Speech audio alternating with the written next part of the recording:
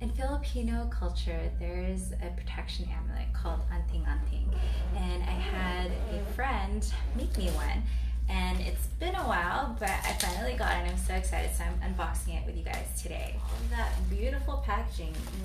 Yeah, it was definitely protected, making its way to me.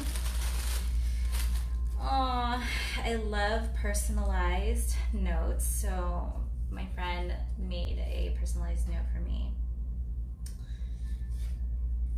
Ooh, and check out their awesome business card.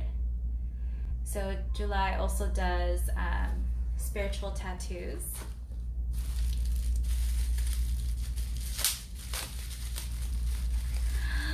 Oh my god, I'm so excited. Whew. Check that out. It's this really pretty purple jasper. I'm gonna have to send a picture because it's not focusing on it. Oh, there we go. And it has, I think those are shark's teeth on the side. I will send a picture so you guys can check it out.